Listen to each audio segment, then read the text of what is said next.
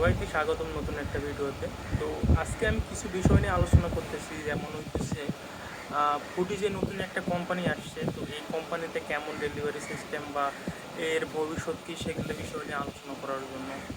তো হয়তোবা আপনারা অনেকের মুখ থেকে শুনেছেন এবং আমিও এর আগে একটা ভিডিও করছিলাম যে ফুডিতে জয়েন করলে 20,000 টাকা মান্থলি স্যালারি দিতেছে এবং আরও অনেক কিছু সুবিধা, বাট এর মধ্যেও অসুবিধা আরও অনেক কিছু রয়েছে, যেমন সেগুলো বিষয় নিয়ে আলোচনা করার জন্য মূলত আজকে ভিডিওটা করা।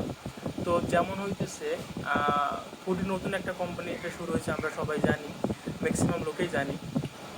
তো 2 মাস থেকে 2.5 মাস আগে ওরা ভালোভাবে আর কি ক্যাম্পেইন অথবা ভালোভাবে মার্কেটিংটা শুরু করছে, যেটা আমরা ইউটিউব ফেসবুকে সবসময় স্ক্রল করলে অথবা ভিডিওর মাধ্যমে অ্যাড দেখতে পাইতেছি।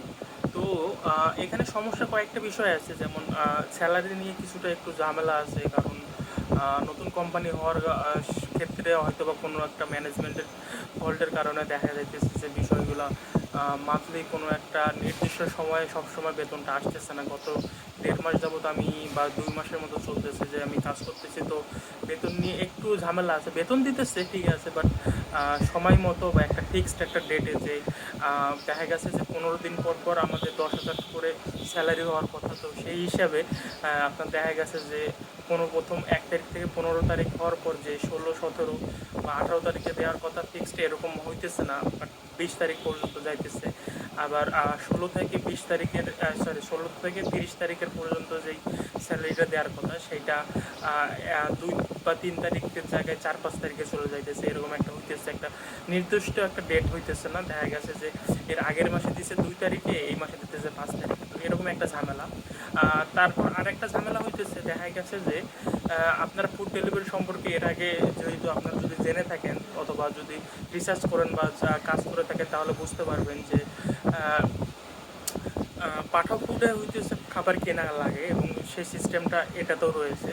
আমাদের অর্ডার আসলে দেন তারপরে রেস্টুরেন্টে গিয়ে টাকা দিয়ে, নিজের টাকা দিয়ে খাবারটা কেনার পর দেন কাস্টমার কাছ থেকে সেই টাকাটা আর কি নেওয়ার লাগে। তো কিছু কিছু ক্ষেত্রে দেখা গেছে যে আপনার হইতেছে অনেক কাস্টমারে সেটা অনলাইন পেড করে থাকে। তো পাঠাও ফুডে দেখা গেছে যে সিস্টেমটা আছে, অনলাইন পেড করে থাকলে আমরা সঙ্গে সঙ্গে ওইখানে আমাদের নাম্বারে ট্রান্সফার করে থাকতে পারি অর্ডার টাকাটা, অথবা উইথড্র করে নিতে পারি। বাট এইখানে ফুডিতে এই সিস্টেমটা নাই।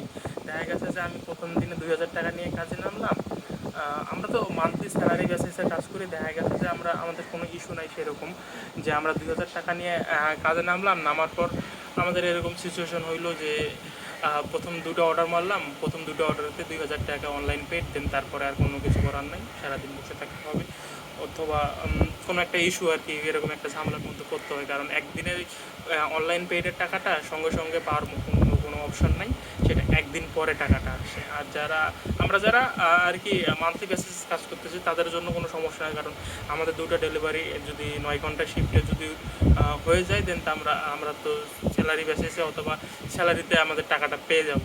কিন্তু যারা পার্ট টাইমে কাজ করে তাদের জন্য অনেক প্যারা, কারণ ওরা যদি দেখা গেছে যে 2টা অনলাইন পেইড অর্ডার হয়ে যায়, পরবর্তীতে তারা কাজ করার জন্য টাকা না থাকার কারণে আর কোনো চাইলেও কাজ করতে পারতেছে না।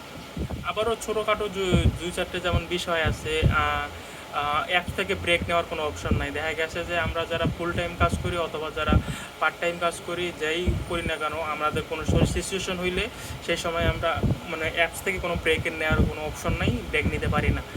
পাঠাওতে যেমন অফলাইন যাওয়ার সুযোগ আছে, ফুড পান্ডায় যেমন ব্রেক নেওয়ার সিস্টেম আছে, এখানে কোনো ব্রেক নেওয়ার সিস্টেম নাই। দেখা গেছে অটোমেটিক আপনার যদি অর্ডার চলে আসে, তবে এখানে প্লাস পয়েন্ট হতেছে আমাদের ম্যানেজার অথবা সুপারভাইজার, সেখানে যে আমাদের গ্রুপ আছে, যেখানে সাপোর্ট টিম আছে, তাদেরকে জানালে তারা অর্ডারটা সরাই দেয়। বাট আপনি তাৎক্ষণিকভাবে যে একটা ব্রেক নিয়ে আধা ঘন্টা বা 1 ঘন্টা একদম ফুল মুডে যে থাকবেন যে আমার এই সময় তার অর্ডার আসবে না, আমি তো ব্রেকে আছি, আমি অন্য কোনো কাজ করবো অথবা লাঞ্চ টাইমে গেলাম, তো এইরকম হওয়া সম্ভব হয় না। তো আশা করি এই বিষয়গুলো খুব জলদি ঠিক হয়ে যাবে, দেন তারপরে অনেক ভালো একটা প্ল্যাটফর্ম হয়ে দাঁড়াবে আর কি ফুডি। তো এতটুকুই আশা। তো এই সমস্যাগুলো আর কি শেয়ার করার জন্য আজকে ভিডিওটা করলাম। ভালো থাকবেন সবাই।